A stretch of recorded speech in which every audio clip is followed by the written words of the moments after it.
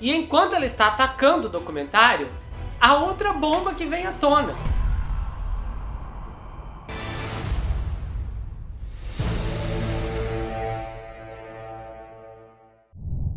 E aí pessoal, bem-vindos a esse canal, eu sou o Gustavo Negreiro, seu psicanalista favorito, e hoje nós estamos em mais uma atração do Gustavo Report na saga Armie Hammer. Bom, especificamente nos episódios 1 e 2 eu cobri a vida antes da queda e a queda do Armie Hammer. Agora eu vou trazer os novos depoimentos que foram disponibilizados através do documentário do Investigação Discover. Então esses detalhes são inéditos e exclusivos do documentário.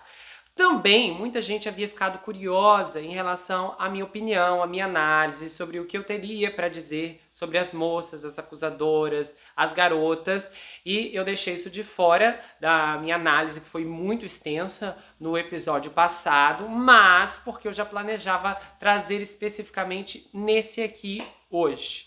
E é claro, a coisa vai ficar muito feia, porque eu tenho muito a dizer, principalmente sobre duas pessoas aqui, então a minha análise vai ser muito forte, vai dar uma mexida em algumas pessoas, mas eu tenho certeza que você vai entender tudo o que eu tenho a dizer, ok?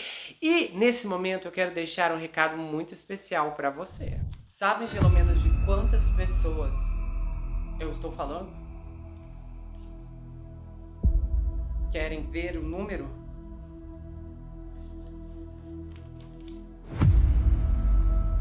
Ele está nos seguindo. E então a van para ao lado delas.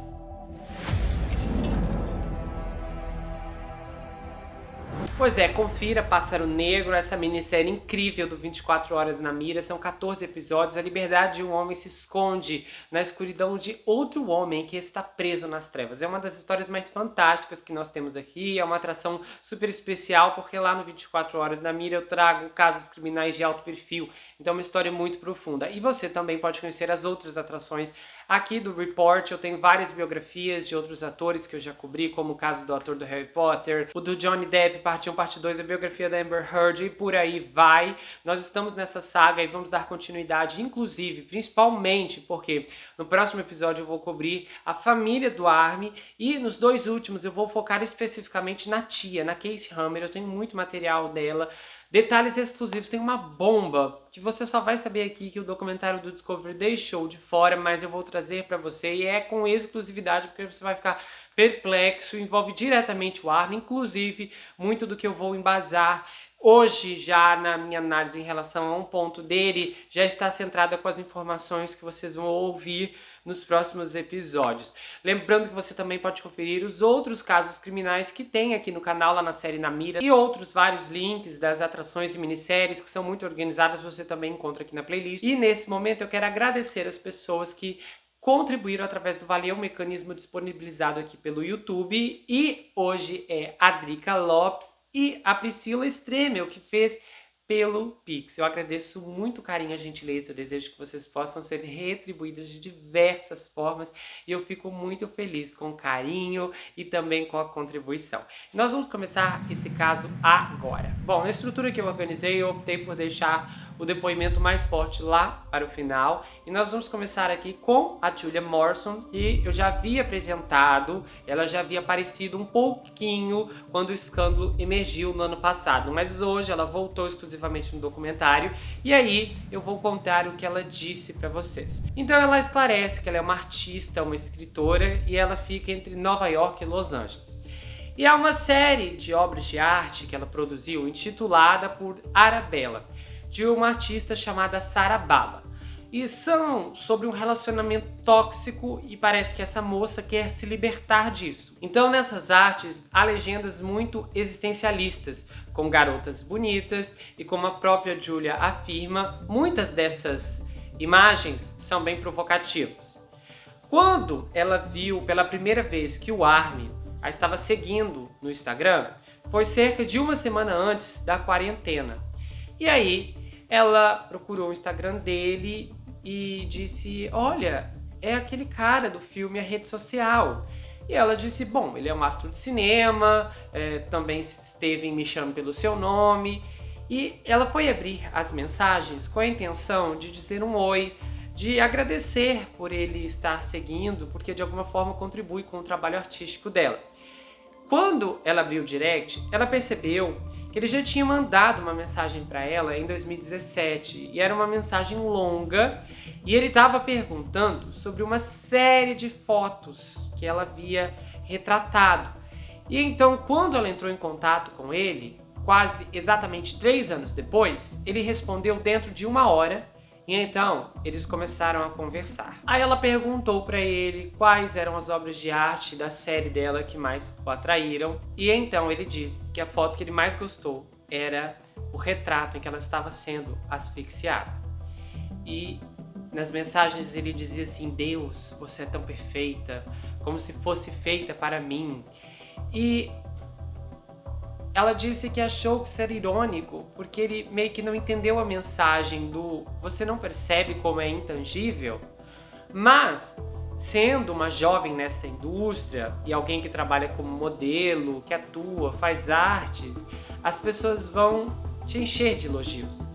Então ela pensou, bom, é o meu trabalho e é da hora, é legal, mas por que ele está obcecado por mim? Eu não quero parecer convencida, mas eu não estava totalmente preocupada, eu estava intrigada.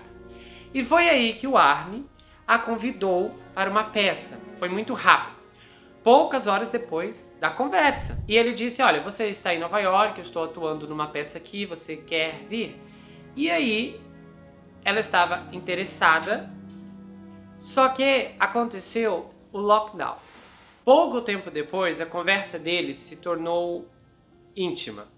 E a princípio não pareceu tão estranho, porque a Júlia disse, olha, eu entendo o contexto estranho, o contexto dos tempos que estávamos vivendo. E naquele momento, os meus amigos me contavam sobre seus encontros, sobre como eles se envolviam intimamente por pessoas que eles conheciam por telefone, por aplicativos. Aí ela disse assim, e olha isso, eu tava falando com Armie Hammer no direct do Instagram, então isso é incrível. E aí começa a ser exposto um dos trechos das conversas que eles tiveram no direct, e tem um ponto em que a Júlia diz assim, existem muitas escravas íntimas nesse mundo.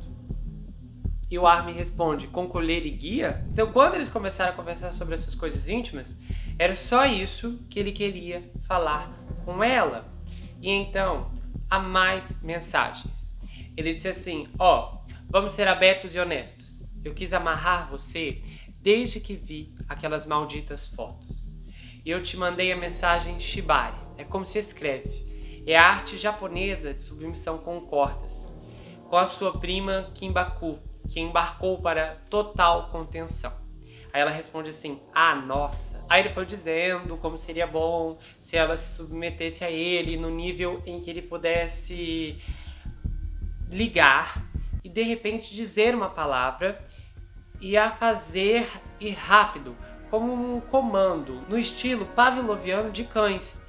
E ele queria colocar a Julia nesse espaço submisso onde ele era sempre o dominante.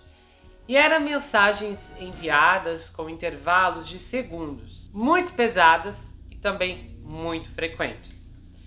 E aí ele dizia, você me deixa cuidar de tudo? E você não pensa, não se preocupa com nada, além de ser um bom bichinho de estimação, minha escravinha pessoal.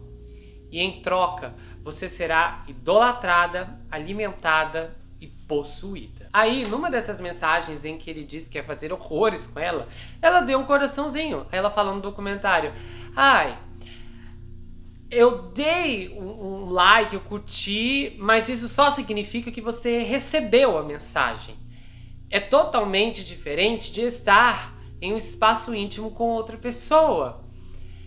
E mais mensagens vêm à tona. Ele diz, olha, eu tenho uma fantasia com alguém provando seu amor e devoção e eu quero amarrá-la em um local público à noite, deixar seu corpo ser usado por todos e ver se você vai se envolver com estranhos por mim. E ela disse que foi muito difícil digerir essa mensagem, que foi uma coisa que ela não conseguiu absorver bem.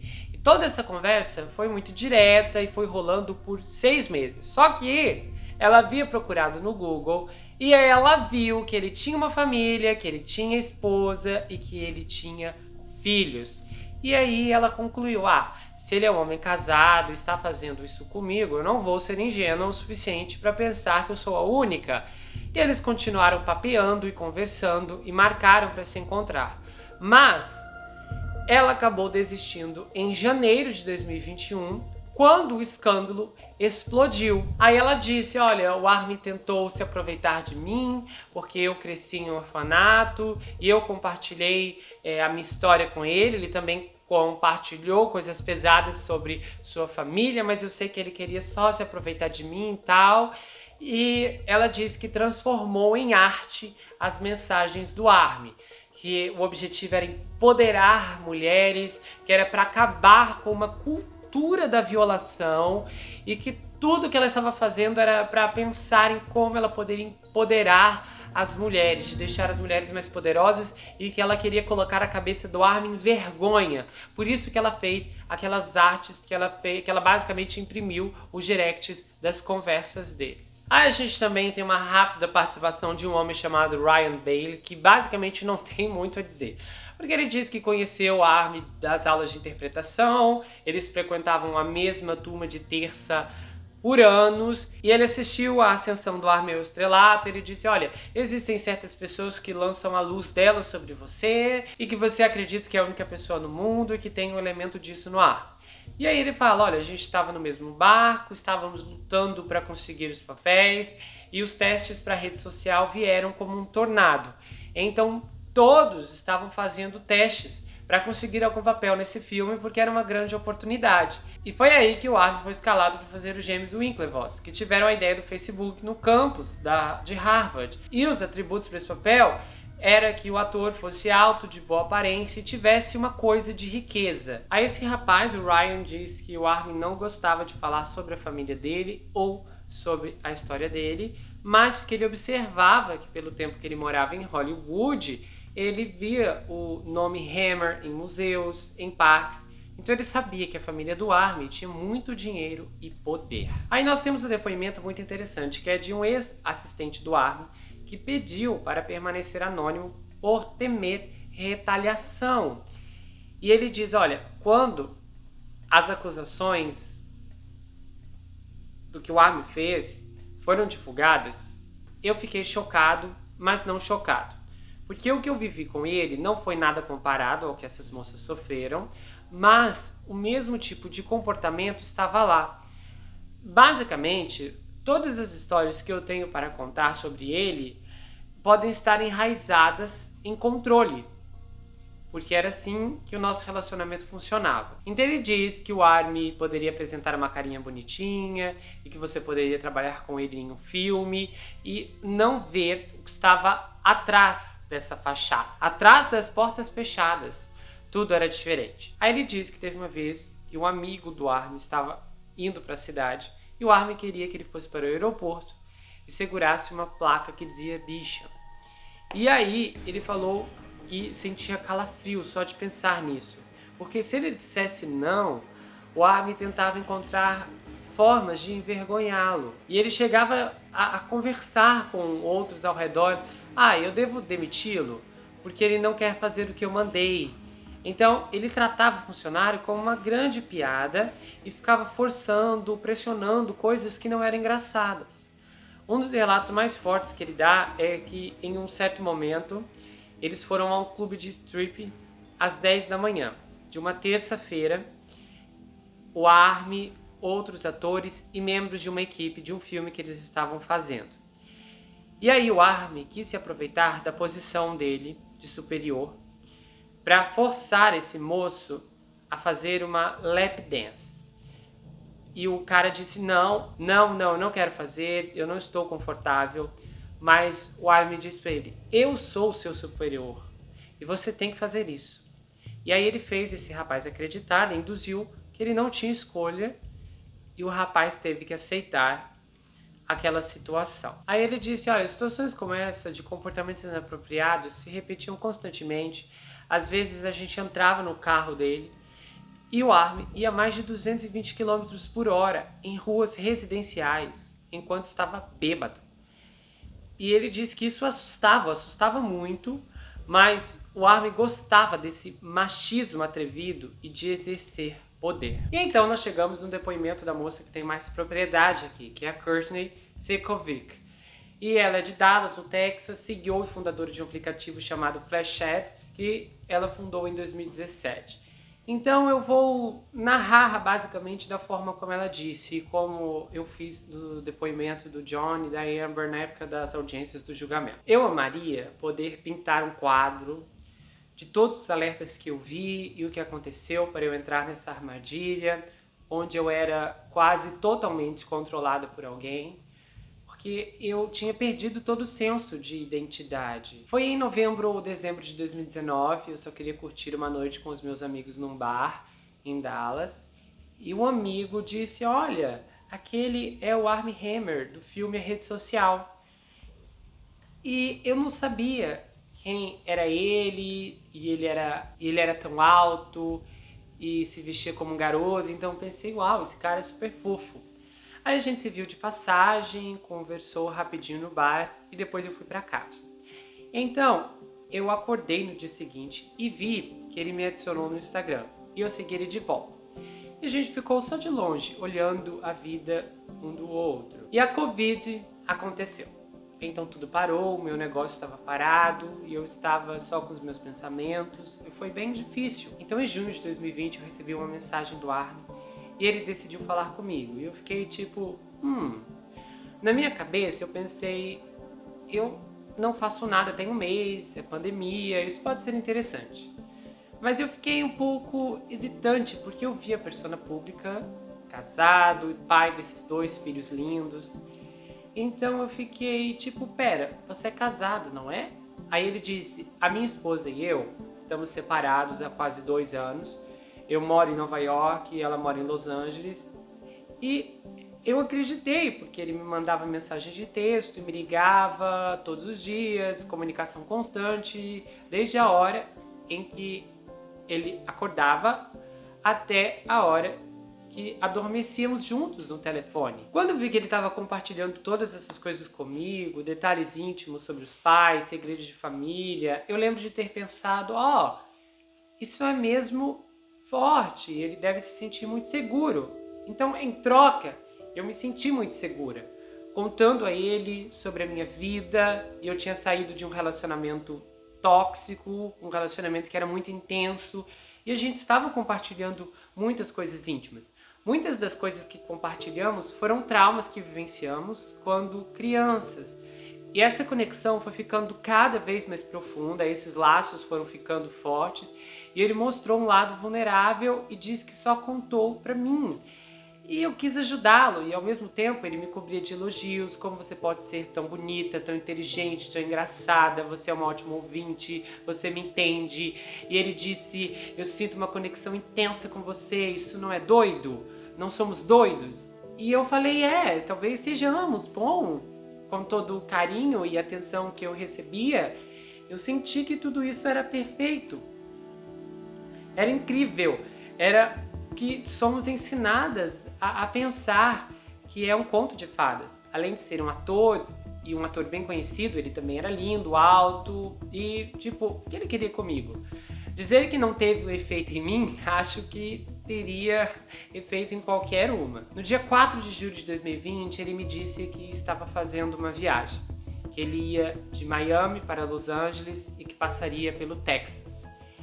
E eu tinha planos de ir para os Hamptons com alguns amigos, já estava acertado, e ele ficou bem chateado comigo por não estar lá quando ele estaria de passagem. E uma amiga minha estava com meu celular e depois ela disse, ei, alguém chamado Armin ligou para você umas 22 vezes. Quando eu estava nos Hamptons, ele me mandou uma foto do meu prédio em Dallas. E aí eu disse, vai embora, porque você está aí. E aí ele disse, estou tentando encontrar seu cheiro. Nós nunca tínhamos passado um tempo juntos, então foi bem estranho. E eu lembro de ter pensado, gente, será que é um pouco assustador? E ele mandou outra mensagem, aí era entrando. Não há o que você possa fazer para me impedir. Aí, ela voltou e ele tinha deixado um bilhete. E ela pensou, ai, que fofo. Quando ela abriu o envelope, estava escrito: eu vou morder você pra caramba. E ele autografou o bilhete. Aí ela disse: eu não sabia o que pensar do bilhete. Ele falava tão docemente ao telefone, fazia elogios e mais elogios, e recebe um bilhete e diz: vou te morder pra caramba. Por mais louco que pareça, eu interpretei metaforicamente, não literalmente. Eu achei que ele só queria intimidade, proximidade, ficar junto comigo. Então eu decidi considerar aquilo mais lisonjeiro do que preocupante. Quando eu contei aos meus amigos sobre nós, eu deixei essa parte de fora. Bom, 6 dias depois, o Army e a Elizabeth se separaram publicamente. Então a Courtney viu isso nas manchetes e tal. Bom, e aí ela começa já a contar uma certa altura da história. Ela diz assim: eu estava indo para Los Angeles para ver um amigo e depois da gente conversar por muito tempo, concordamos em nos encontrar. Era uma experiência nova para mim, eu nunca estive com alguém assim. E ele disse: a gente vai sair numa aventura, uma aventura no deserto. Isso era sedutor, divertido, diferente, mas bizarro e arriscado. E eu não conhecia esse homem, então eu meio que surtei. E eu estava muito ansiosa, eu não sabia o que ia acontecer. Quando eu cheguei em Los Angeles, o plano era o Armin me buscar depois que eu jantasse com os meus amigos. E eu tava ficando muito nervosa e ele ficava me mandando mensagem e ele dizia: eu não posso acreditar, eu estou nervoso. E então, depois que ela chegou, ele foi buscar lá na picape dele, ela estava com um cachorro, uma maleta, eles se viram e se beijaram imediatamente. E a Courtney diz: parecia natural, eu entrei no carro e então fomos para o deserto e foi surreal. Eu passei um mês conversando com ele 5 horas por dia e de repente nós estávamos viajando juntos. Passamos todos os dias juntos nas 3 semanas seguintes e ficamos muito tempo em Duane Mountain Palms. E o amigo do Army era dono de um hotel que eles estavam reformando. E era ali que a gente fazia jantares. E eram jantares à luz de velas, e um não saía do lado do outro. Se a cadeira da Courtney estivesse a 30 centímetros da dele, ele puxava para que ela ficasse mais perto dele. E ele sempre estava com a mão na perna dela. E mesmo no primeiro dia que eles se conheceram, a mão dele estava sempre no joelho dela. Ele sempre precisava estar tocando, mostrando afeto, para que a Courtney se sentisse segura. E aí ela continua: bom, fazia muito calor, então eu ficava de biquíni o dia todo na garupa da scooter. Teve uma noite que a gente foi para a beira da piscina na parte de trás do hotel e colocamos um projetor, uma tela e assistimos ao filme ET. E aquilo parecia outro mundo, parecia mágico. E aí a gente se conectou como 2 pessoas comuns e não como um ator famoso e uma pessoa muito reservada. Eu sou uma empresária em Dallas e não sou de largar tudo e ir atrás de um homem. Eu nunca fui assim.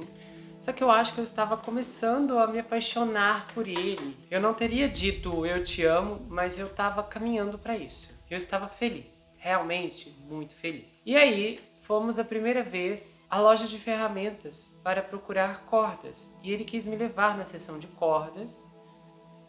Eles não tinham nenhuma corda lá e eu fiquei grata. Eu disse: tá, está bom, vamos embora. E eu acho que ele sentiu que aquilo estava fora da minha zona de conforto, então ele pegou mais leve. E em uma noite ele disse: assiste esse filme. Se chama Secretária e é um dos filmes favoritos dele. A protagonista do filme é assistente de um advogado e ele treina ela para ser submissa. Então ela age assim o filme todo, como uma escrivania, grampeia com o próprio queixo e faz tudo por ele. E eu fiquei pensando: é isso que ele quer de mim? E o que aconteceu comigo depois? Eu nem gosto de pensar nessa história. Eu acho que é uma coisa que se combina antes de ser feita. E nós não falamos sobre isso. Foi uma coisa que nunca foi feita comigo antes e é algo muito degradante, muito humilhante. E eu não gosto, eu não quero falar sobre isso. Aí a Courtney não se sentiu à vontade para discutir detalhes adicionais do que houve naquela noite. E aí ela retoma: Então eu pensei, tenho que voltar para a minha vida. Aí também temos um momento em que um dos áudios que o Armin enviou para Courtney é liberado. E no áudio ele diz assim: ah, tá bom, se prepara. A aposta seria assim: se eu ganhasse, eu iria até sua casa com a minha mala de surpresas. E dentro da minha mala de surpresas, tenho várias cores diferentes de corda para shibari. Shibari é a arte japonesa da submissão por cordas. Minha aposta é te envolver, aparecer na sua casa, te amarrar, imobilizar você completamente. Fazer o que eu quisesse com cada buraco do seu corpo, até que eu terminasse com você. Então a Courtney relata que voltou para casa e ela fala: olha, eu desmoronei.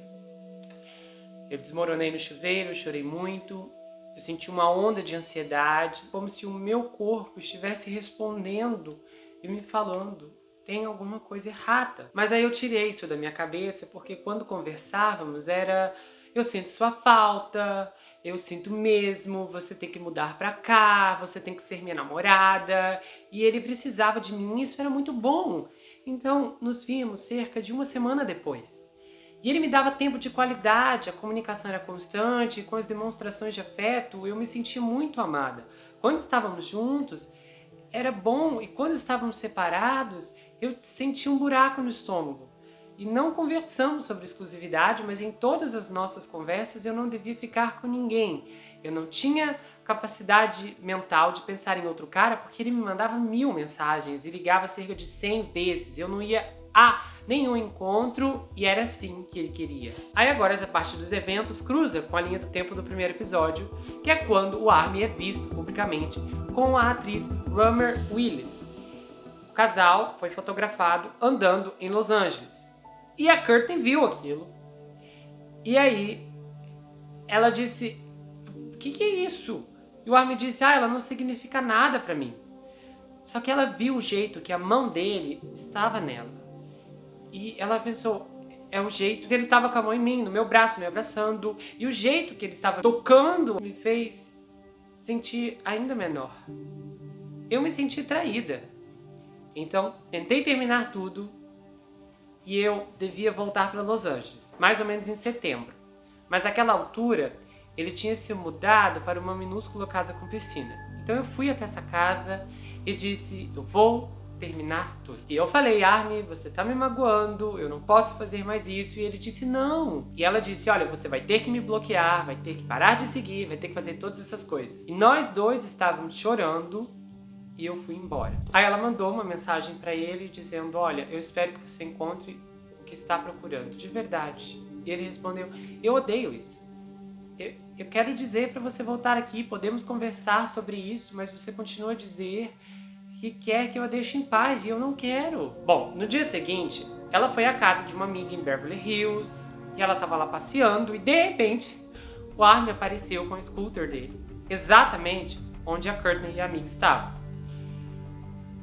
Ele tinha a localização dela no celular dele, e ela caiu na conversa dele mais uma vez, porque ela achou romântico, ela pensou: ele tá lutando por mim. Aí ela conta: em vez de voltarmos a Dallas, fizemos outra viagem.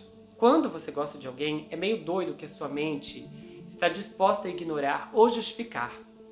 Mas tinham coisas que continuavam acontecendo. Tinham marcas de mão que acabavam ficando marcadas no meu corpo. Então eu acho que ele tirou essa foto. Ele morde muito forte e falou: olha, isso é para você usar como um distintivo de honra. Quase para me convencer que era sorte ter essa marca. E por mais doentio que isso pareça, na época eu interpretava como amor. Na segunda viagem, parecia diferente desde o início. Dessa vez, quando ele me apanhou, eu vi uma mochila marrom que tinha cordas dentro. Chegamos no hotel e a gente jantou. E ele pediu gin com vermute e bebeu 4 vezes. Eu tomei uma margarita. E a gente não estava se dando bem, ele estava com um humor estranho. Naquele momento, ele mencionou as cordas e eu senti um buraco no estômago. Ele me disse que sempre amarrou manequins, nunca pessoas. E ele queria compartilhar aquilo comigo, a fantasia dele, essa experiência, uma coisa nova que ele nunca tentou com ninguém. E eu disse, olha, não tô bem, não tô com vontade, não tô legal. E ele reagiu como louco, desviando o olhar. E eu pensei, e agora? Como é que eu saio dessa? Naquela noite, ele estava bebendo e eu não estava. Eu não disse não. Eu disse que não me sentia bem, eu disse tudo menos não. Depois, ele colocou uma playlist assustadora e de repente as cordas estavam em volta do meu pescoço, pulsos, tornozelos e atrás das minhas costas. E tipo, eu tinha hematomas e olha, eu odiei, eu entendo que é uma coisa sua, uma fantasia sua, mas é sua fantasia, não é minha. Eu não gostei daquilo e não parecia seguro, eu não me sentia amada, aquilo foi horrível e eu estava completamente imobilizada, foi traumatizante.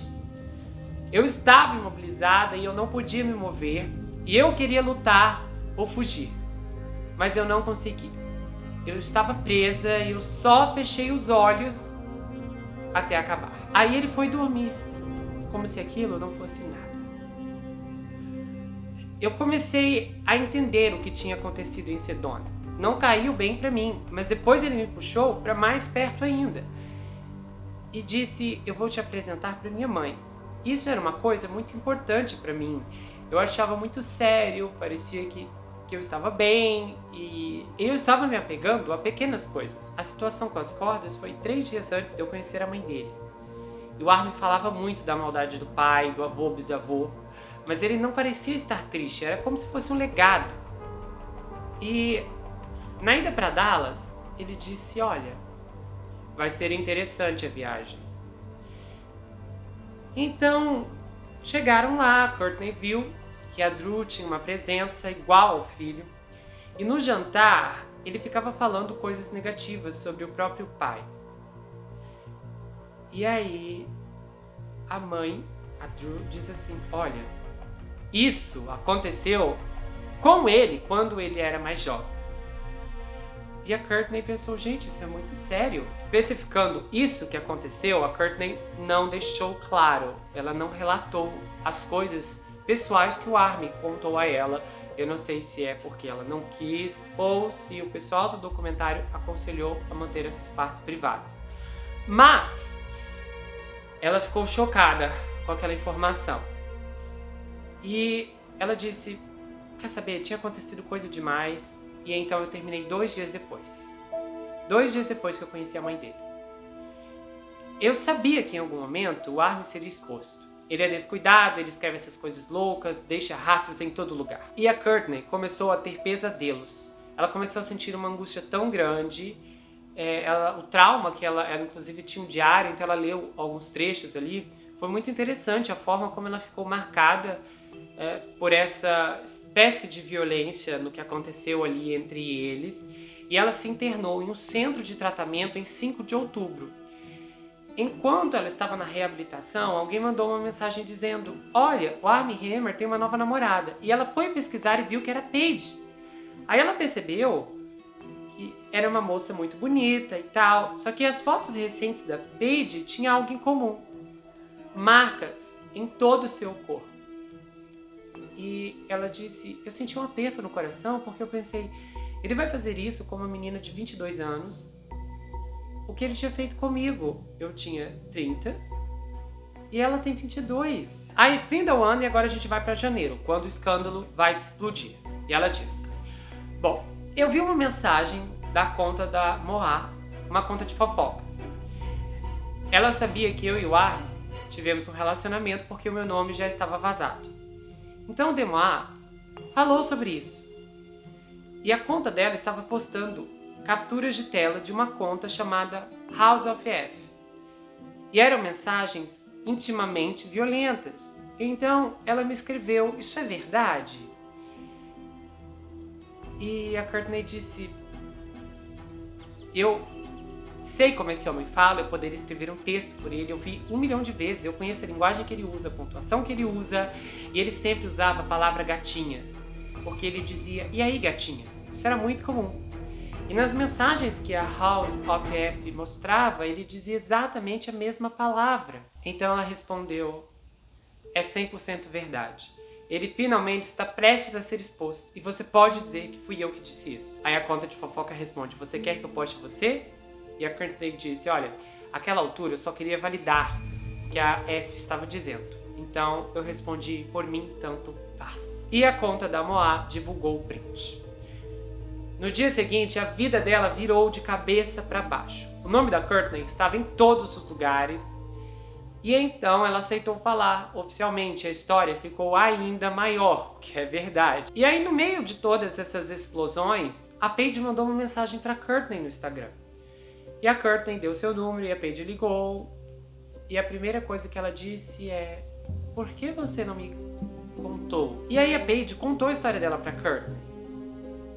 E ela ficou chocada, porque foi a mesma viagem, o mesmo hotel, o mesmo chapéu de cowboy nas fotos.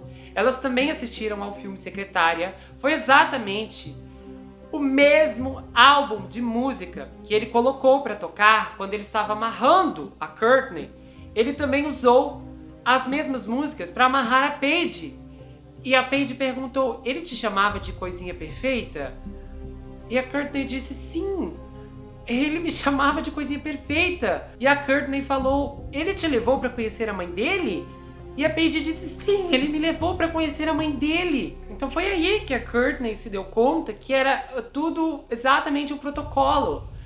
Só que quando as coisas vieram à tona, em cima do nome dela, ela recebeu muitas mensagens de mulheres que eram fãs do Armie Hammer.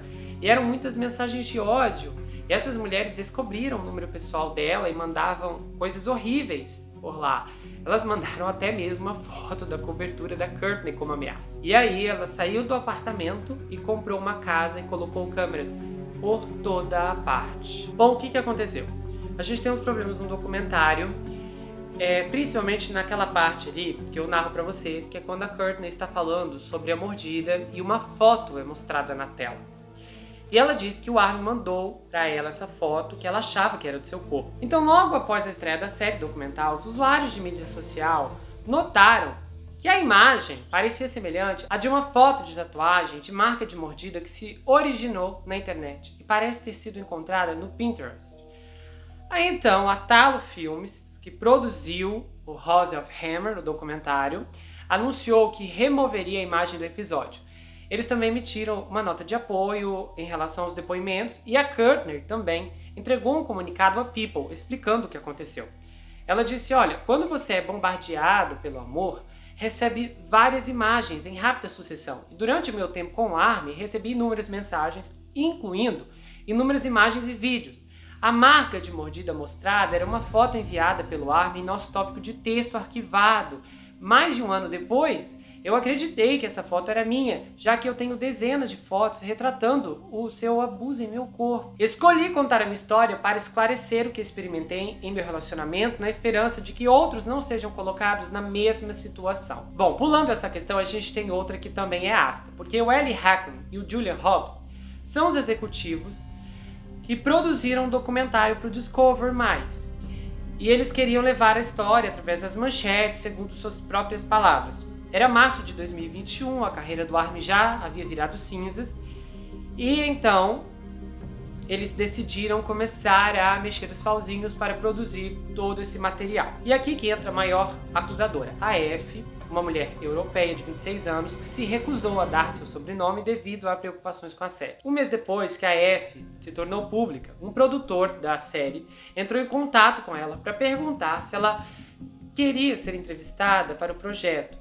E ela disse que recusou, respondendo que era extremamente inapropriado explorar um momento tão trágico e vulnerável da sua vida e de muitas outras pessoas sem levar em consideração o processo de cura e privacidade. Apesar do fato que ela não participou do documentário, a experiência dela é detalhada na série, porque eles colocam as capturas de tela, tudo que ela postou em seu próprio Instagram, até mesmo um clipe da coletiva de imprensa de 2021. E ela não gostou nada disso, porque ela disse: olha, a maneira como eles estão explorando o meu trauma é nojento e eu continuo gritando não.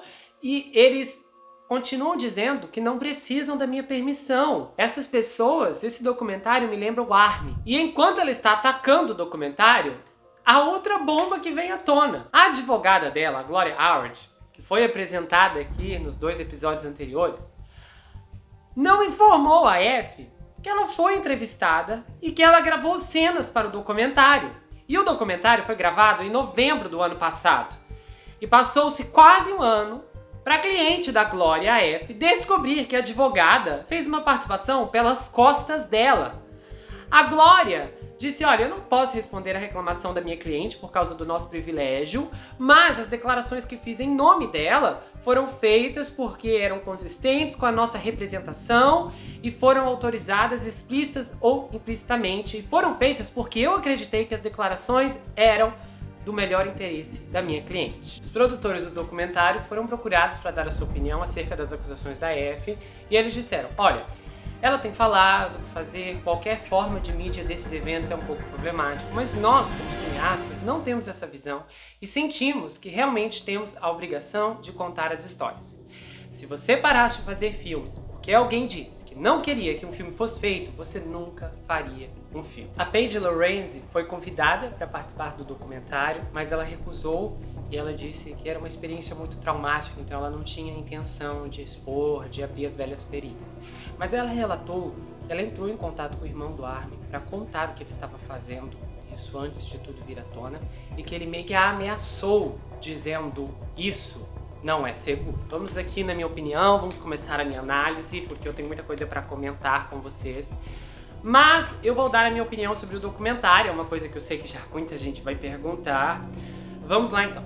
Eu sou fã do Discover, de quem faz documentários, são os que eu mais gosto, são deles, de fato. HBO você fica pra trás. Eu gosto muito mesmo, porque o Discovery tem uma abrangência muito grande de documentários, então tem narrativas deles que eu acho assim excelentes. E quando esse documentário foi anunciado, eu acredito que eles passaram pelo mesmo problema que eu estava pensando em como enfrentar, que era a questão da linha cronológica. E eu senti que eles também passaram por isso na edição, na montagem, na forma como eles tiveram que estruturar o documentário. O documentário tem 3 episódios, todos eles na casa de 50 minutos. O que acontece? Quando eu assisti o documentário a primeira vez, eu assisti 2 vezes. A primeira vez para ver exatamente o que tinha ali e a segunda para montar as informações que eu traria nesses episódios agora. Bom, eu achei o documentário um pouco superficial, mas eu preciso ser honesto aqui. Eu estou muito acostumado, por conta do canal, a trazer detalhes aqui de forma extrema. Então eu tenho percorrido, às vezes eu ultrapasso limites na forma como eu procuro informações. Tem um caso mesmo que eu estou há muitos meses com ele porque eu não consigo parar de fuçar, eu não fico em paz enquanto eu não fecho todos os detalhes. Então eu acabei me habituando a trazer as histórias aqui com o maior número de informações possível. Então, pelo fato da minha mente já estar programada a trabalhar dessa forma, pelo fato de eu conhecer muitos detalhes desse caso de ponta a ponta, quando eu vi o documentário, eu tive esse choque de tipo, nossa, parece que tudo aqui está pela metade. Então eu achei a forma como a carreira do Armin foi abordada de uma forma muito superficial e eu acredito que isso aconteceu porque eles tinham pressa de focar mais na questão das vítimas, na questão das mulheres e na questão da família Hammer, que foi um outro ponto que eu também achei decepcionante, que é aí que entra o que eu falei, que eu acredito que eles passaram a mesma sensação que eu tinha, porque eu anunciei pra vocês, na época da biografia do Johnny Depp, que eu planejava trazer o caso do Armie Hammer aqui para o canal, e eu pensava na época que eu poderia fazer isso em formato minissérie. Eu já estava com o material, com o depoimento da Casey, que serve de base para os 2 últimos episódios dessa saga, há muito tempo. Quando eu comecei a analisar toda a estrutura, eu fiquei um pouco receoso, porque eu vi que eu não poderia trabalhar montando o palco para contar tudo isso aqui como uma minissérie. Por exemplo, As Mulheres do Presidente é uma minissérie que tem muitos personagens e a história se desenrola ao longo de décadas.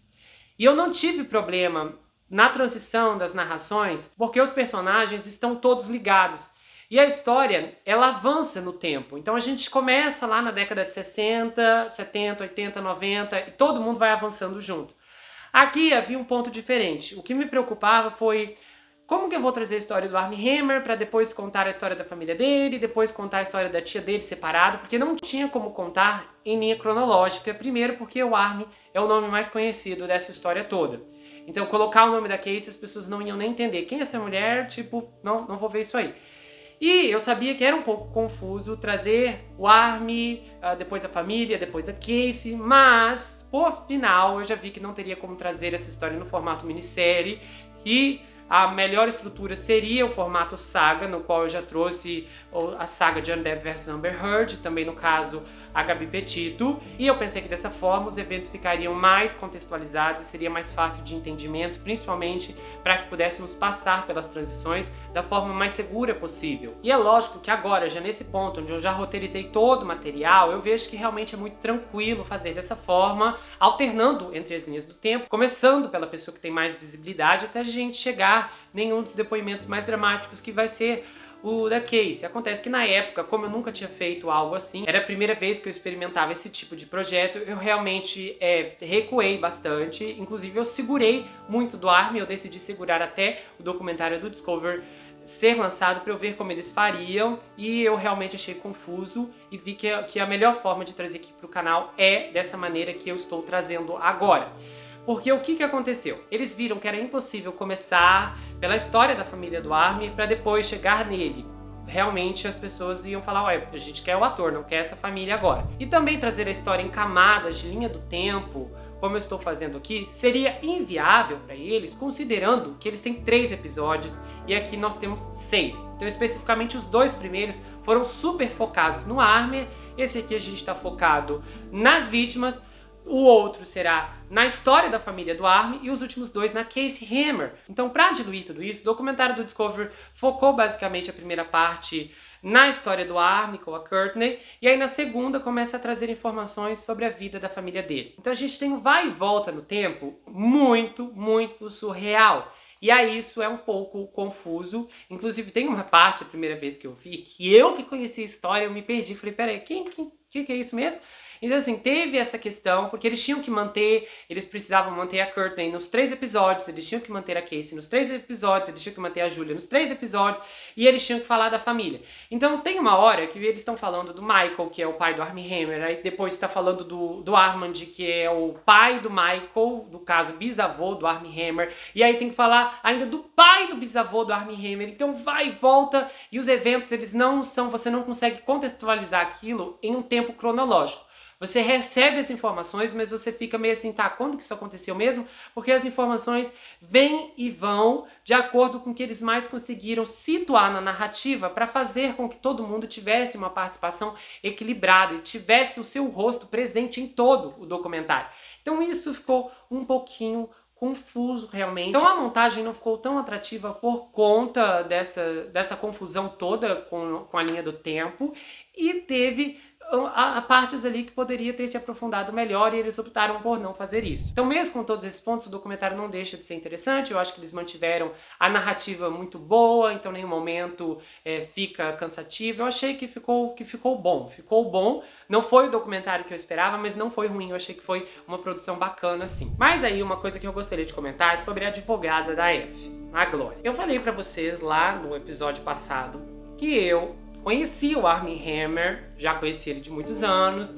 Quando o escândalo explodiu, eu fiquei sabendo no mesmo dia. Eu passei a acompanhar o escândalo ali, direto. Inclusive eu batia no nome dele no Google para ver se alguma coisa tinha saído quando o escândalo começou, e eu fui acompanhando. O que eu fiz bem, eu vejo hoje, porque senão tinha muita informação aqui dos episódios passados que não iam aparecer, porque informações que eu já não tive dificuldade para encontrar, que eu literalmente tinha que lembrar do título da manchete, aí eu colocava na íntegra para encontrar a página. Porque se você tentasse colocar só o assunto, aconteceu isso, não aparecia. É impressionante como tem algumas matérias que ficam para trás e você não consegue encontrar mais. E aí, isso ajudou a enriquecer principalmente o trabalho que eu fiz. Inclusive, o caso do Armie Hammer, a montagem que eu fiz em todo o processo de pesquisa levou menos tempo do que eu esperava que fosse, considerando outros casos que às vezes eu não conheço, eu estou descobrindo a pessoa, então é uma angústia para encontrar todas as informações. Bom, na época, quando a F se tornou pública, Eu vi que a Glória estava representando ela, etc. Eu nunca tinha ouvido falar dessa advogada. E aí, eu parando para ler, eu vi vários comentários de pessoas dizendo que não estavam acreditando na história da F, porque se ela estava sendo representada por uma advogada como a Glória, é que talvez ela não fosse uma vítima legítima. Porque a Glória tinha uma fama, segundo os comentários que eu li, de ser uma advogada que gosta de ficar na onda, no surf da mídia, e que ela tinha o hábito de representar pessoas que não tinham um caso tão forte assim, que simplesmente parecia que ela queria aproveitar qualquer bico para se aparecer. Eu li isso, não foi de uma pessoa, não foi de duas, não foi de três, foram de várias, em veículos diferentes que eu procurei informações. Dando uma olhada mais aprofundada na Glória, eu vi que ela inclusive tem um documentário na Netflix, que ao que me parece é um documentário pró essa senhora. Quando eu a vi no documentário do Discovery, não senti firmeza. Eu não senti firmeza, eu não sei, eu achei um pouco arrogante. Deu pra ver, assim, eu tive a impressão que ela estava mais ali para se mostrar do que para falar do cliente. Isso que eu não sabia ainda da facada que ela deu na F, que nós já vamos falar daqui a pouco. Então eu fui perguntar para a doutora Sandra, lá do Investigação Lei TV, quem já assistiu os episódios do Pioneer Reaction Crime conhece a doutora Sandra, e eu perguntei para a doutora Sandra, eu só falei, doutora Sandra, o que a senhora acha dessa advogada? E aí ela me comentou exatamente coisas semelhantes ao que eu ouvi no ano passado, que a Glória realmente tem essa fama, que ela já tinha observado, que essa Glória gosta de pegar uns casos, que parece que ela quer ficar na mídia, quer sempre se aparecer. Quando uma pessoa tem esse tipo de fama, eu já fico meio assim, porque normalmente quem busca fama não busca verdade. E é muito fácil você se vender, se corromper para manter a fama. Quem busca fama de qualquer forma fará tudo de qualquer jeito para manter essa ilusão pública. Vamos imaginar uma situação aqui em que eu tenho uma paciente, foi vítima do Armie Hammer. E aí, essa cliente se tornou pública, eu sou público, o Gustavo, terapeuta, psicanalista, está me ajudando muito, ele está me ajudando, está me curando, blá blá blá. E aí, o Discover resolve procurar essa paciente, que ela participasse do documentário. Aí ela diz, não, olha, não, isso é uma exploração, eu não quero, não me envolvo nisso aí. Aí o documentário do Discover vem até mim e fala, Gustavo, você gostaria de falar em nome da sua paciente? Falo, não, tudo bem, eu aceito. Ela diz que não quer, não tem problema, eu vou. Aí eu chego em novembro de 2021, vou lá nas dependências do Discover, eu gravo tudo, eu falo, realmente porque foi muito difícil pra curar, muita terapia, blá blá blá blá blá blá blá blá. Fico caladinho, espero o documentário ser lançado em setembro de 2022 e a minha cliente descobre pela mídia que o terapeuta dela participou do documentário. Vendo uma situação dessa, espelhando em outra pessoa como exemplo, eu ficaria chocado e, sem pensar duas vezes, iria afirmar: que psicanalista mau caráter quer sucesso e fama em cima dos pacientes. Eu vou dizer uma coisa pra vocês. O que essa mulher fez... Mas assim, gente, ela jogou o restinho de moral que ela ainda tinha comigo, mas no lixo. Isso assim é um dos maiores absurdos que eu já vi envolvendo o advogado nos últimos anos. E olha que a gente tem a oportunidade, como eu trago os casos aqui com muitos detalhes, a gente tem visto advogados e advogados aqui, advogados extraordinários, advogados barraqueiros, advogados que fazem de tudo pelos seus clientes, sejam inocentes ou culpados. Mas dessa vez a gente vê uma advogada que trabalha em nome das mulheres, que literalmente estava lutando pelo seu próprio nome. O que essa mulher fez devia ser crime. Falar em nome da cliente, assim, é um absurdo. E o pior, enquanto ela ainda está representando. Mas assim, é um dos maiores absurdos que eu já vi. Esse é o tipo de comportamento que apenas oportunistas exerceriam. É um absurdo, é um desrespeito. É um desrespeito na questão de cliente, é um desrespeito na questão do sigilo, é um desrespeito até mesmo pela causa que você diz lutar, pela causa que você promove, pelas bandeiras que você levanta. É um desrespeito em todo tipo de relação profissional, cliente, que eu já vi na minha vida. Nitidamente essa Glória não é confiável. Isso é um nível, é uma ação de mau caratismo, de distorção. Essa mulher, ela representa exatamente o que é a doença desse século, das pessoas que estão perdendo a vida para conseguir fama. Eu não sei se ela pensou, ai não, se aparecer nesse documentário que vai ser lançado no mesmo dia, na mesma hora, no mundo todo ao mesmo tempo, eu vou ficar mais famosa do que já sou.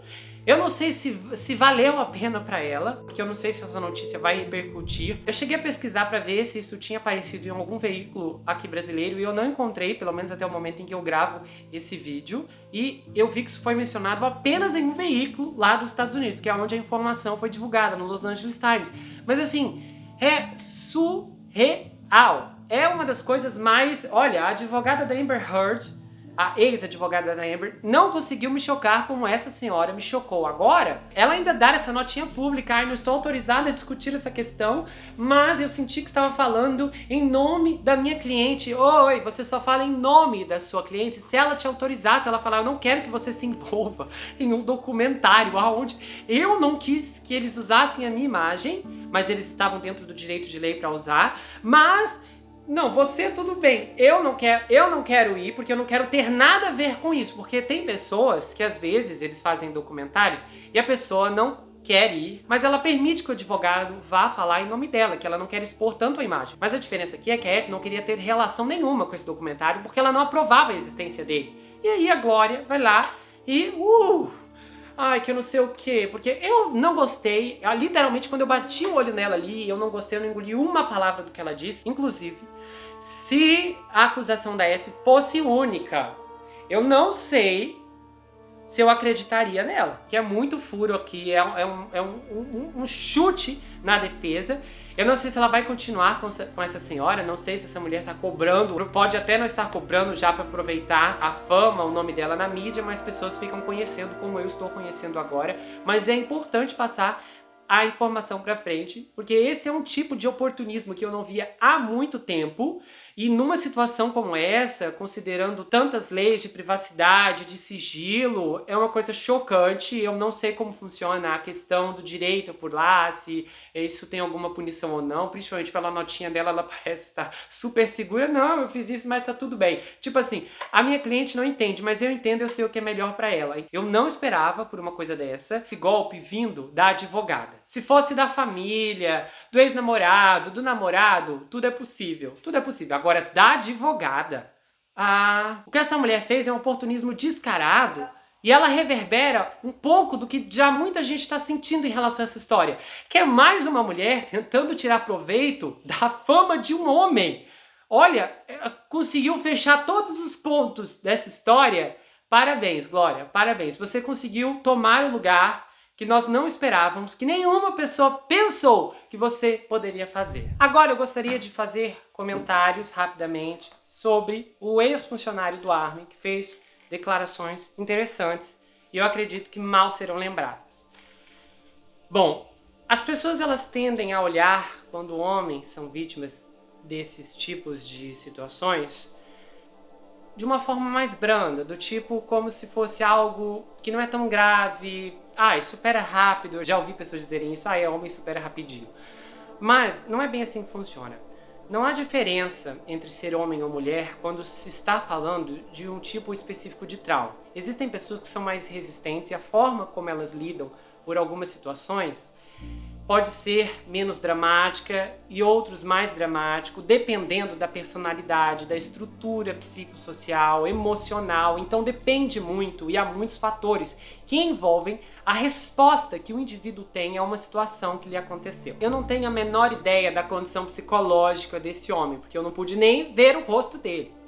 Mas eu acho que o que ele foi exposto aqui é grave, porque isso limita, isso causa traumas, isso prejudica e afeta, principalmente questão de confiança e também qualquer relacionamento que ele possa ter com outros chefes. Se a gente mencionar aqui algo grave, que é ele ser obrigado a se submeter a top lap dance, isso é um tipo de, principalmente quando você é exposto a esse tipo de prostituição, porque você é obrigado a ceder seu corpo para alguém que você não quer. Então, naturalmente, se fosse uma mulher no lugar dele, na hora todo mundo diria, uau, que absurdo!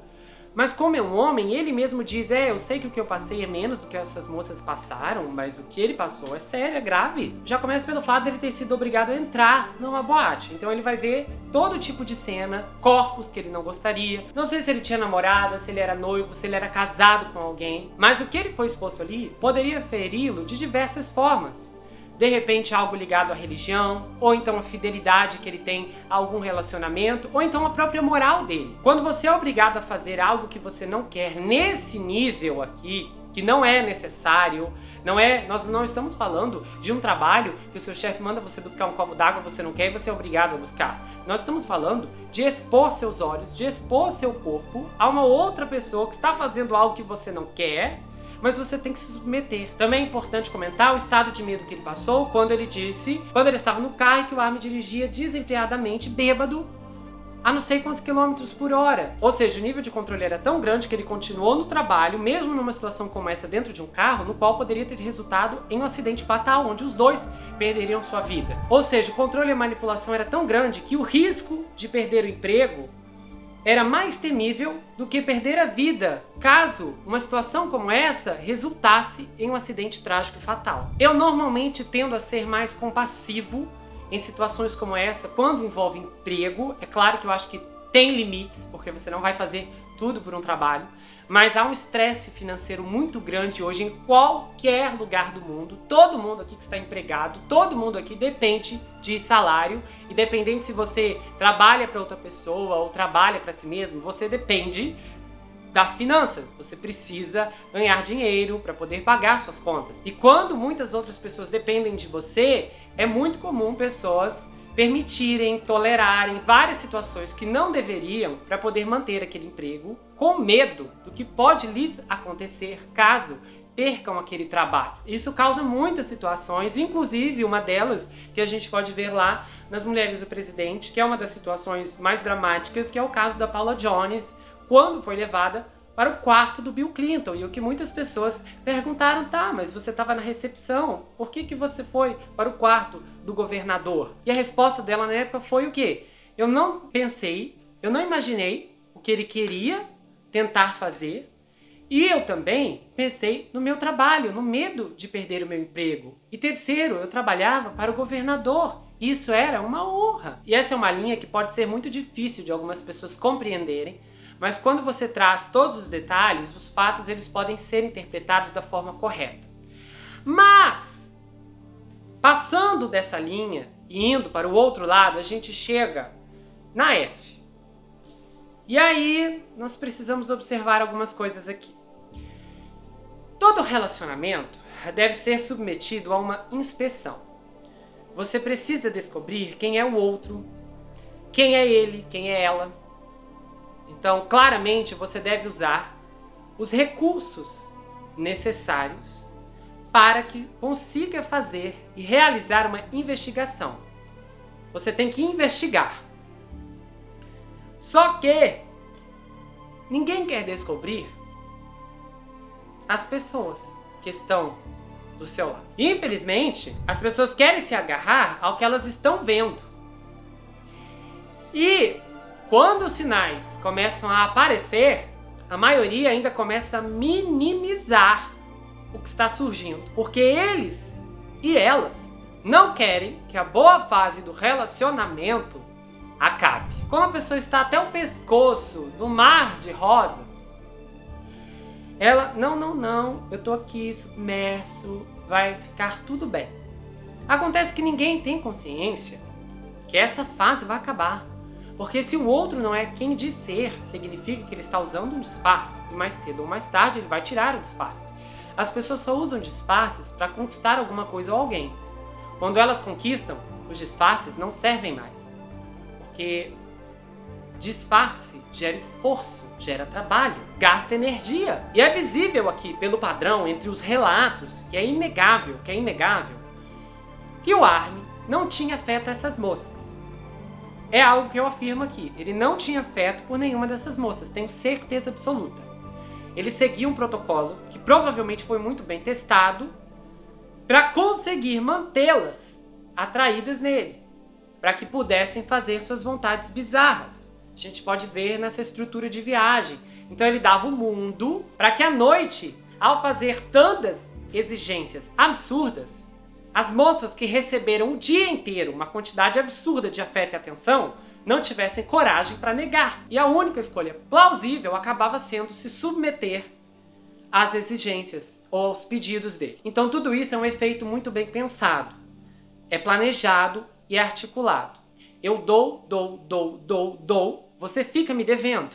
Então quando eu pedir alguma coisa, automaticamente a sua consciência vai arder, porque você sabe tudo que eu te dei. E agora você tem que me retribuir. Isso não é uma desculpa, mas é uma explicação psicológica. Mas aí, quando a gente olha para F, a garota que tem a acusação mais grave, também tem pontos em suas declarações que são difíceis de engolir. Em várias das mensagens que o Armin mandou para ela, ele dizia assim: eu decido quando você dorme, sua tolerância à dor não tem igual, você é minha escravinha pessoal, você é minha, está me ouvindo? Eu sou seu dono e serei para sempre. Ou seja, o relacionamento estava completamente articulado em duas pessoas com posições completamente diferentes. Só que aí a gente precisa olhar para o começo, para a origem, para a porta de entrada. Ela se permitiu começar um relacionamento com um homem casado. Isso é adultério. E eu sinto muito. Mas se você se envolve com um homem casado, com uma mulher casada, você está ciente que o pior pode lhe acontecer. Você só não espera que aconteça, mas você está pedindo para o pior te acontecer. Para começar, é um relacionamento todo errado, imoral, ilegal e até alguns anos atrás era considerado crime aqui no Brasil. Deixou de ser, mas ainda é um absurdo. Ai, mas ela foi seduzida. Foi mesmo, pela falta de vergonha na cara. Educação vem de berço e o básico vem do senso. Adultério ainda é considerado um ato ruim e todo mundo sabe disso. Ela começou a desrespeitar a si mesma antes dele feri-la. Já começa por aí. Ela desrespeitou a Elizabeth, os dois filhos dele. Se ela fosse uma criança, essa conversa ia ser muito diferente. Porque ir atrás de crianças, de menores, é indesculpável. É nojento, inclusive vai para o outro lado. Agora, ela não era nenhuma criança indefesa. Sem contar que nós estamos falando de um diálogo pela internet de pessoas que estavam em países diferentes. Em nenhum momento ela emitiu um pedido público de desculpas para Elizabeth. E não adianta dizer, ai, mas eu não queria machucar a Elizabeth. Mas mesmo sabendo que ele era casado, você continuou o caso. Ai, mas ela não pediu para ser violada pelo Armin. Eu sei que ela não pediu. Só que a situação é como um motorista bêbado dizendo, eu nunca quis atropelar e ceifar aquela pessoa. Só que ninguém obrigou o motorista a ficar atrás do volante. E no caso dela, a permanecer de caso com ele. Você escolhe a ação, você possui as consequências. Se esse homem não tinha respeito pela esposa, como uma amante acha que pode exigir respeito? Ai, mas ela deu muito poder a ele. Deu porque quis. Ela sabia desde o primeiro dia que ele era casado, isso era informação suficiente para ela ir embora. Ela tem culpa, tem responsabilidade, tem implicações. O que essa moça queria era apenas a parte boa do adultério. Só que a vida não é assim. Sem contar outro ponto. 3 anos depois do ataque, ela mandou uma mensagem pedindo coisas absurdas para ele, incluindo coisas que envolviam BDSM. É difícil colocar a mão no fogo pelas vítimas de hoje. As vítimas de hoje em dia já não são tão vítimas como as do passado. Pessoas que às vezes eram agarradas no meio da rua, usurpadas por um vizinho, por um estranho, por alguém que empurrou a pessoa para dentro de um lugar, fechou a porta e fez coisas horríveis. Não, nós estamos falando hoje de vítimas permissivas. Eu não quero dizer aqui que é porque 2 pessoas estão em adultério que uma tem direito de fazer o que quiser com a outra. Não é isso. Porque o que é certo, e errado é errado. E o que ele fez com ela, se isso é verdade, se a acusação dela for verídico, é errado e é crime. E ele, é claro, tem que ser punido por isso. Mas ela tem muito sangue nas mãos do que lhe aconteceu. Se o Armin tiver que pedir desculpas para F, ela tem que estar ciente que ela precisa pedir desculpas para ela mesma. E eu vou ser muito claro aqui com vocês. Eu acredito em partes nas declarações da F, porque eu li os prints, os directs, e eles são verdadeiros. Isso não tem como dizer que não são. Eu não sei o que dizer acerca da acusação. Eu tenho uma inclinação para dizer que essa acusação dela pode ser verdadeira. Porém, eu acho que há muito contexto que precisaria ser exposto para que pudéssemos ter uma observação maior desses detalhes. Porque quando eu olhei a coletiva de imprensa, eu assisti o vídeo inteiro na íntegra, que eu narrei para vocês no episódio anterior, a expressão corporal dela deixou a desejar. Então, é muito complicado mesmo. Porque daí a gente se pergunta no quanto as acusações são realmente pautadas em alguém que está ferida pelo que lhe aconteceu, ou alguém que está com raiva, que foi largada, que foi abandonada, que foi deixada para trás, porque normalmente é isso que acontece com adúlteros, seja homem ou mulher. Tá, eu sei que tem casos em que o marido sai para ficar com a amante, larga os filhos, mas não pega esses casos, porque se tem muita gente que sai de casa para ir morar com a amante, tem muita gente que passa a vida inteira enrolando a amante. Um dia eu separo dela, um dia eu largo, e a pessoa perde a vida toda esperando, porque esse dia nunca vai chegar. E muitas vezes tem muitas pessoas que têm centenas de casos, que traem a vida toda, mas não querem abandonar a esposa ou o marido, porque tem algo nesse relacionamento que faz essa pessoa se sentir bem. Então ela ainda gosta da vida de casado, mas não o suficiente para que ela não tenha outros casos. Mas pode ter certeza, tem gente que vai trair a vida toda, mas nunca vai passar pela cabeça dela de largar realmente a esposa, porque ela fala, não, essa vida que eu tenho aqui é boa, essa mulher vale ouro, esse homem é 10. Tudo bem, não me impede de trair, mas não, eu não vou abandonar. Há diferentes tipos de dinâmicas de adultério que eu não tenho tempo para entrar aqui. Mas, finalizando o bloco da F, eu gostaria de deixar claro que essa moça tem 50% da culpa do que lhe aconteceu. Agora a gente vai para a Julia Morrison. Quando eu fui pesquisar sobre a Julia, eu me deparei que lá na galeria dela, ela exibe uma obra, ou exibe obras, da Anna Delvey. Para quem não conhece, Anna Delvey é uma golpista, tem uma minissérie maravilhosa aqui no canal chamada A Falsa Herdeira. É uma minissérie divertidíssima, leve. Olha, você vai rir de tanto absurdo naquela minissérie. São 17 episódios. Você tem 18 com um extra que a gente fez depois, é um debate comigo e a doutora Sandra. Então você pode conferir essa minissérie, você encontra aqui nos links. Conta a história toda. Essa moça é uma golpista, o que representa muito mal no mundo.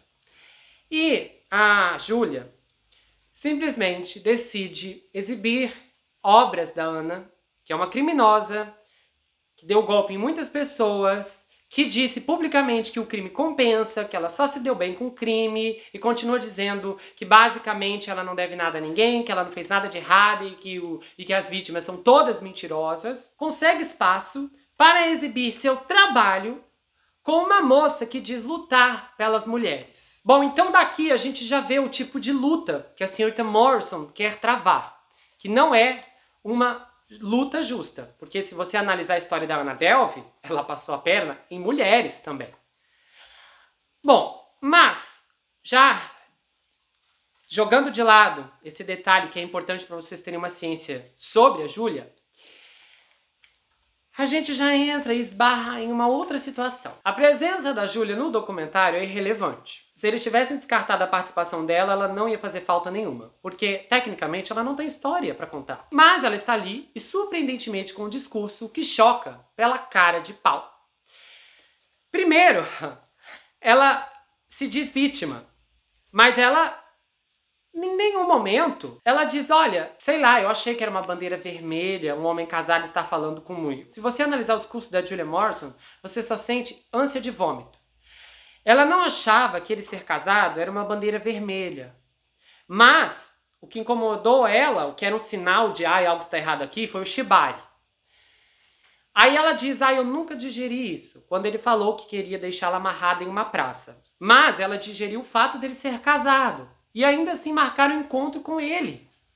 Então, ela jogou a carta da cultura da violação para desculpar a sua conduta de cúmplice com Armin. Ela desrespeitou a aliança de casamento que ele tinha com a esposa, enquanto ela fingia ser ingênua, enquanto ela finge, na verdade, ser ingênua no documentário.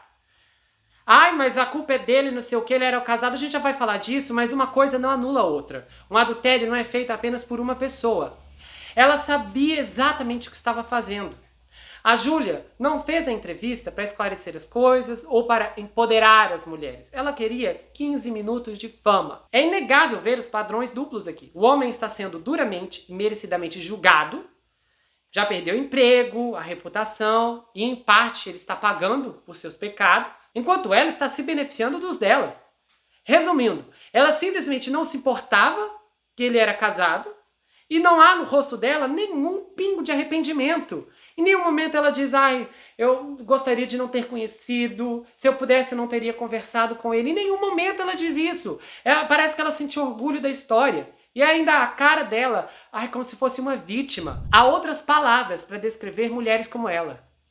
Júlia, você não é inocente aqui e você não foi enganada. O Armin não tirou proveito de você. Eu não sei quem tirou mais proveito de quem aqui. E de uma pessoa jovem para outra pessoa jovem, eu te digo, você me dá nojo, repulsa. E é claro que olhando a situação de um todo, eu ainda acho que ele fez pior, porque ele fez isso sabendo que poderia causar dor à sua família. Porque foi ele quem casou, foi ele que fez votos com alguém. E ao mesmo tempo que tudo isso é ruim, os filhos do Armin esperam o melhor dele e não das amantes. Até porque ela não tem a mesma expectativa moral que ele tem que cumprir, porque ele é casado e ela era solteira. Mas tirando esses acréscimos, o nível de oportunismo dessa moça é visível. Ela fazer lá aqueles quadros com os directs, dizer que isso é para empoderar, ela devia ter vergonha. Ela tenta agir como se ela fosse uma pessoa indefesa, uma menininha, uma coitadinha. Ah, eu quero mostrar isso. Realmente, se eu tivesse cara a cara, eu ia perguntar para ela, então, essas conversas que duraram 6 meses, você estava conversando tudo isso com um homem casado? Quando você começa a conversar coisas como essa, coisas que você só tem direito a falar para quem está do seu lado, que você tem compromisso, duvido que qualquer pessoa casado aqui, que pegasse o celular do parceiro ou da parceira, e aí visse mensagens como essa, da pessoa trocando, falando intimidades com outra pessoa, ah, não, tá tudo bem, viu? É só amigo, best friends. Ia achar que ia ficar por isso mesmo. Os tempos são outros, realmente. Aonde as amantes agora, adúlteras, estão dando entrevista. Tipo, ai, entendeu? Eu sou a coitada aqui. A responsabilidade era dele. É assim, é falta de decência. E ela é oportunista. Infelizmente, esse tipo de situação banaliza toda a estrutura desse caso. E, infelizmente, isso vai refletir em qualquer pessoa que venha se apresentar para fazer uma acusação séria, e não em relação ao Armin, mas em qualquer outra circunstância. Porque a Júlia pode até ficar bem na fita, como ela está na mídia, porque ninguém está chamando atenção para isso. Ninguém está chamando atenção para a falta de decência dessa moça. Mas o cérebro absorve tudo isso. E o cérebro vai tratar, porque assim, a Júlia pode até parecer fofinha, ai, ganhar uns seguidores no Instagram. E por mais que ela tente dizer que há uma gravidade no que aconteceu com ela, o que não há, ninguém vai levar a sério a situação para esse lado. Vai dar atenção a ela pelos motivos errados e ainda ela sai bem na fita, mas isso vai trazer registros de que há outras vítimas exatamente como ela. Vítimas que querem fama, vítimas que querem sucesso, que necessitam alcançar esse brilho todo, se submetem a situações como essa para alcançar visibilidade. Não importa com quem seja. Se ela aparecesse no documentário dizendo, olha, foi errado o que eu fiz, eu dei corda para um homem casado, eu estou arrependida, o erro também foi meu, seria mais honesto, seria mais bonito, seria mais limpo. A presença dela é irritante, é desconcertante e pode provocar o efeito contrário, fazendo com que o Armin ganhe mais simpatia, misericórdia do que deveria. E aí a gente chega na Courtney, que juntamente com a Paige tem um discurso mais legítimo. Embora algumas ressalvas, eu sinto mais firmeza na declaração da Paige e da Courtney, porque ambas foram equilibradas, não houve exagero. Eu vi até menos vitimização na Courtney, que passou por coisas degradantes, do que a Julia, que não passou por nada, mas ainda assim finge que passou por tudo e muito mais. E é aqui que eu quero dar um conselho muito importante.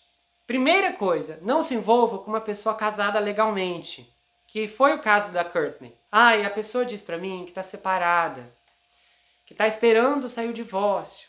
Com toda a minha experiência, eu posso afirmar que enquanto o divórcio não tiver sido assinado, a história de um casal ainda não acabou.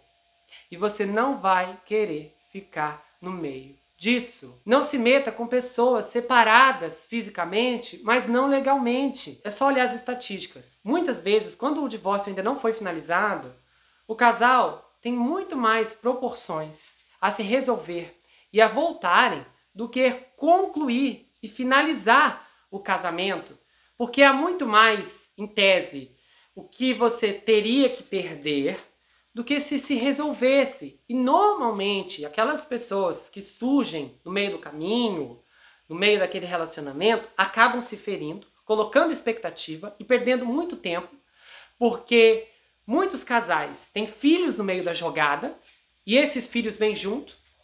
Se você casou com alguém que tem filhos de outro relacionamento, ou você tem filhos de outro relacionamento, você sabe disso.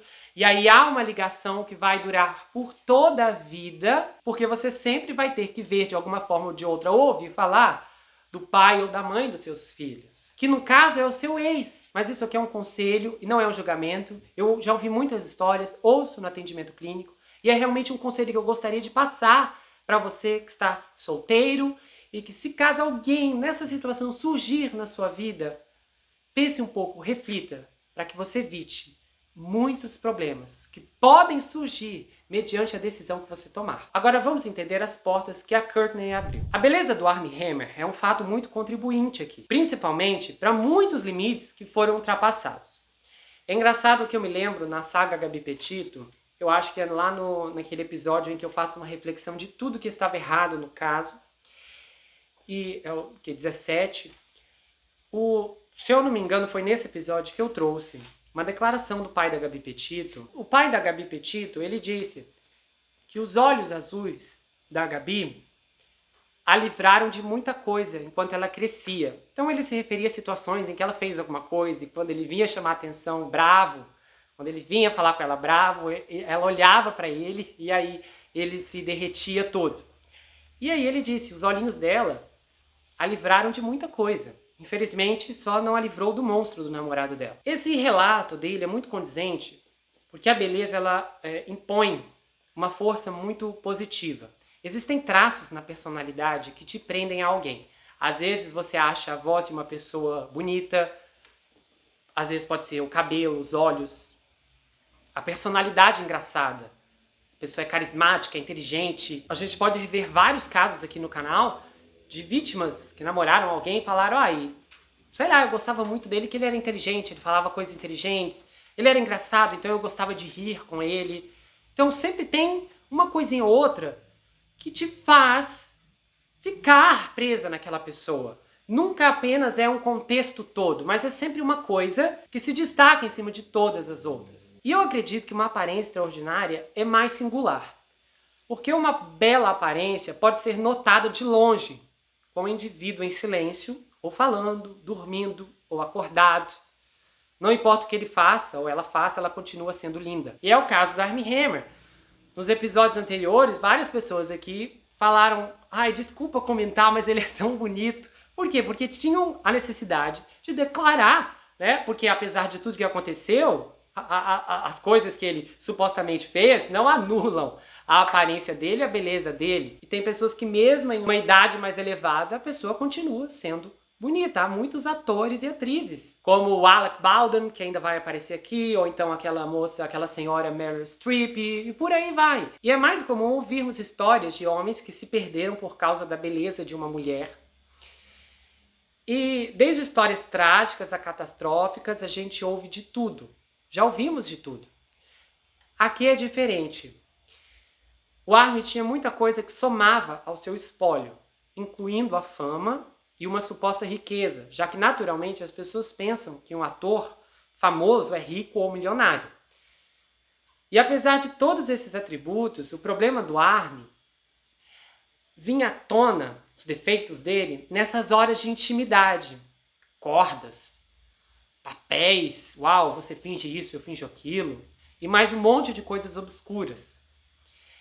Esses pedidos, somados um com o outro, resultam em depravação entre alguém que quer e alguém que permite.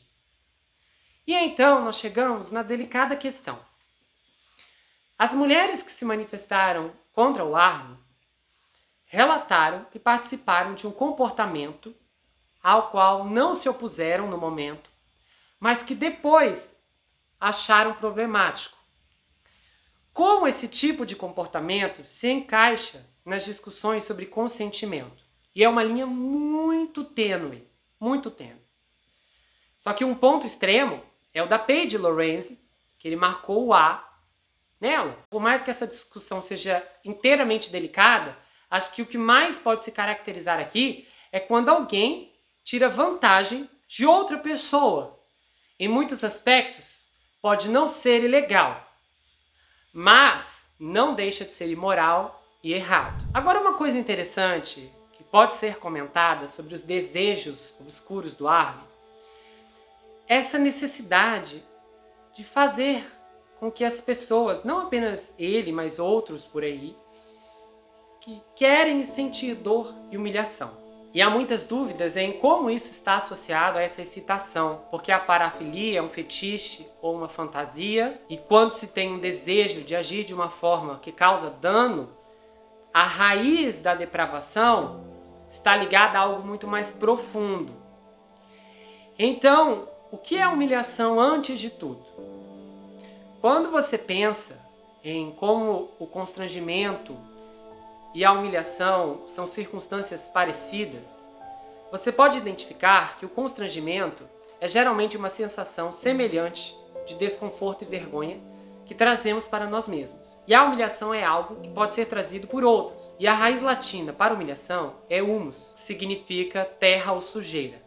E geralmente você acha que isso é uma coisa ruim, e mesmo assim algumas pessoas gostam.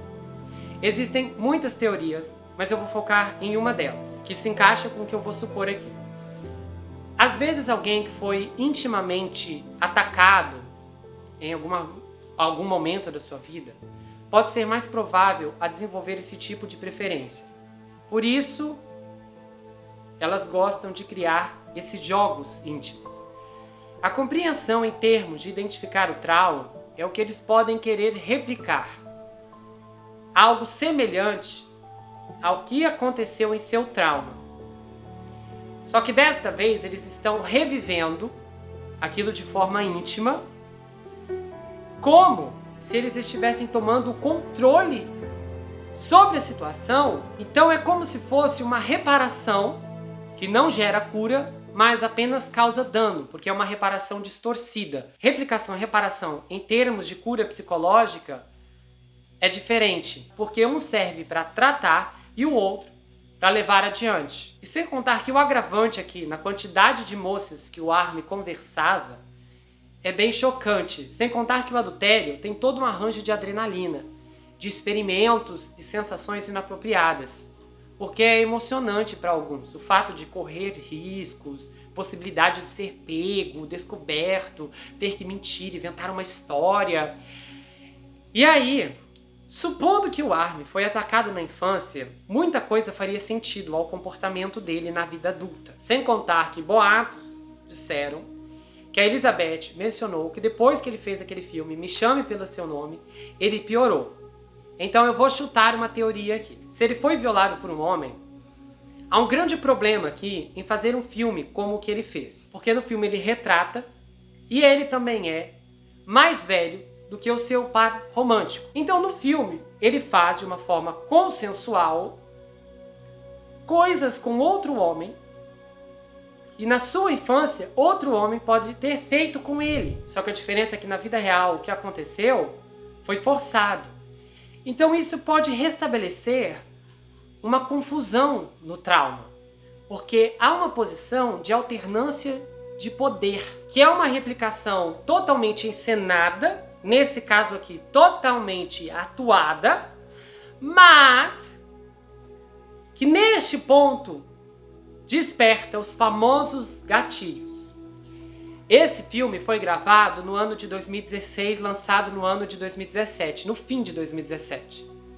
Supondo que o Armin começou toda a sua loucura de conversar com mulheres após retornar da Itália, quando finalizou as gravações desse filme, você pode identificar um ponto de partida para a sua degradação moral na vida adulta.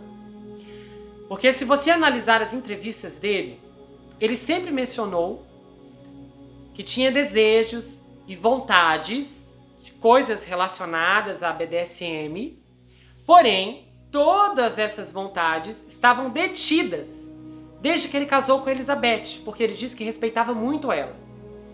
Então vamos supor que ele casou com Elizabeth, eu acho que ele casou com ela em 2011 ou 2012, então ele foi completamente fiel a ela até o ano de 2016. Quando ele gravou o filme, fazer aquelas cenas despertou memórias e desencadeou sensações. Sensações que ele precisava colocar para fora, a desejos distorcidos que ele já tinha há muito tempo, que em tese estariam ligadas ao fato que lhe aconteceu. Então, a situação do passado colide com a situação do presente, resultando em um Armin depravado que não consegue mais se controlar, mas agora passa a buscar toda e qualquer mulher que possa corresponder aos desejos que ele desesperadamente quer satisfazer. Todas as moças que se apresentaram contando que tiveram algo com o Armin, nenhuma delas é antes dessa data. Então, na minha perspectiva, com as informações que eu tenho, isso faz sentido para explicar, para compreender o que pode ter acontecido. O que seria irônico afirmar que o filme, que literalmente transformou o Armin numa espécie de estrela, não um fenômeno, mas uma estrela dentro do circuito de Hollywood, também é responsável por destruir seu casamento, sua vida pessoal e a sua carreira. É muito difícil você ser um viciado e trabalhar em Hollywood. E vício não é apenas em substâncias ou algo, mas são vícios de comportamentos que em um ambiente como aquele não são desmoralizados. É tipo um alcoólatra que trabalha num bar, mas cedo ou mais tarde o cano vai estourar.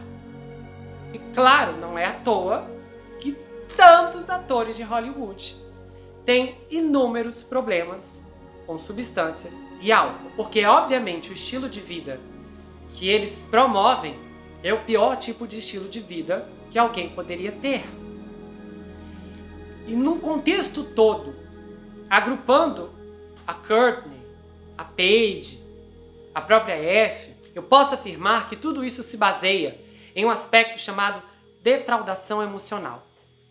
Porque defraudação emocional é quando alguém gera em outra pessoa uma expectativa sentimental que não poderá ser suprida. É algo que a outra pessoa, não está disposta a suprir ou não tem condições de suprir. Defraudar é usar, tirar proveito do outro, sem vontade ou desejo de um verdadeiro compromisso. Defraudar é fazer a pessoa acreditar que você quer um relacionamento sério com ela, quando na verdade você não quer, porque não tem condições ou porque não quer mesmo. Que se encaixa no Armin, que inclusive nem poderia, pelo fato de ser casado. Então, se a gente olhar para F aqui, que realmente tinha um relacionamento com o Armin, poderíamos tocar em questões básicas. Os dois estavam fazendo isso, defraudando um ao outro.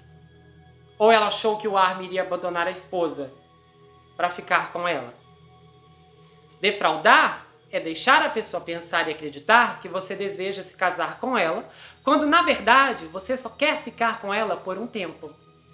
Defraudar é apenas curtir o momento e nada mais. Essa é a definição. E a consequência de quem vive esse tipo de relacionamento é a decepção, desilusão, mágoa, feridas na alma, ira, falta de autoestima, carência maior do que já existia e medo de relacionamentos. Ou também o oposto, a vulgarização e a depravação dos relacionamentos, onde, ao invés de se fechar, a pessoa pode se tornar promíscua. A defraudação destrói os sonhos aos poucos, até a pessoa perder completamente a fé nos relacionamentos e também num casamento feliz. E uma coisa comum em tudo isso é a falta de limites, principalmente em quem é legítimo aqui, na Paige e e na Courtney, que não tiveram coragem de dizer não. E às vezes você se identifica. Você nunca foi amarrado por cordas. Mas você viveu outras coisas que não queria. E que depois falou, nossa, que absurdo que eu passei por isso. E a gente precisa se conscientizar de algo muito importante. Porque os limites têm muito a ver com discussões de códigos de conduta claros, valores centrais, compartilhados e procedimentos funcionais de queixas. É bom ter reciprocidade e reciprocidade na vida. É difícil estabelecer percalços com algumas pessoas. Mas em qualquer relacionamento, principalmente no começo, é normal negociar e ter algumas idas e vindas quando você estiver interrelacionado e interdependente. Eu acho que se você acha que alguém é manipulador, você tem que falar com ele e ter uma conversa sobre isso e esclarecer regras. Reter o que você pensa é uma automanipulação. E se a outra pessoa retém o que você está falando, é um sinal desconcertante de uma personalidade disfuncional. Algumas pessoas agem com técnicas de manipulação ultrajantes. E tentar discutir um favor ou mesmo apenas um pedido normal para uma pessoa assim, pode não ser possível. Porque os narcisistas não gostam de ser barrados. E ainda assim se veem como doadores atenciosos. Eles agem como se alguém ousasse tirar vantagem deles. E algumas pessoas têm prazer em fazer o outro sentir que ele não importa. E é importante demonstrar um pensamento crítico e fazer perguntas se alguém está dizendo coisas que você não gosta ou se você acredita que elas não estão certas. Ai, mas se eu falar isso, ele não vai gostar. Então ele ou ela não é bom pra você. Ai, mas se eu disser não, ele vai ficar bravo. Então ele ou ela não é bom pra você. Ai, mas ele não gosta de ser questionado. Então ele ou ela não é bom pra você. Ai, mas ele ameaçou me deixar. Então ele ou ela não é bom pra você. Os limites não servem pra te limitar.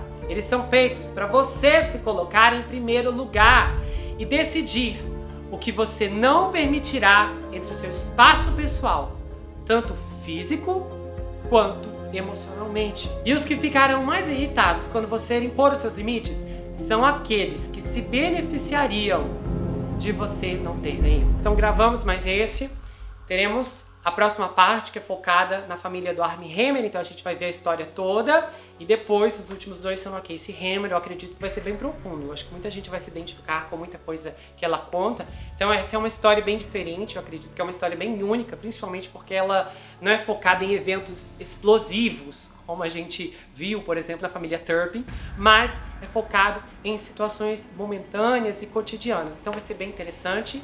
Se você quiser saber mais sobre mim, adquira meu livro Perfeito Estranho, já está disponível lá no meu site, você pode falar comigo pelo Instagram. A entrega acontece para qualquer lugar do Brasil ou outro lugar do mundo também, ok? Esse livro conta a história de um rapaz chamado Jack Wilbur, que se vê preso em uma terrível maldição, enquanto ele precisa enfrentar um serial killer que pode estar escondido em sua própria casa. O livro vai autografado, se você quiser, você ganha uma série de marcadores exclusivos e um pôster também. Você pode me seguir no canal do Telegram, lá eu tenho áudios, tem muita coisa bombástica que flui somente por lá. Tenho também um canal de cortes, onde as análises são recortadas e postadas lá. Então lá você acha só as análises de vários casos que eu já fiz aqui. E também você pode me seguir no Instagram, Gustavo N, Psicanalista. A gente se vê no próximo caso e não se esqueça que aqui você sempre vai ter um amigo. Até mais, pessoal!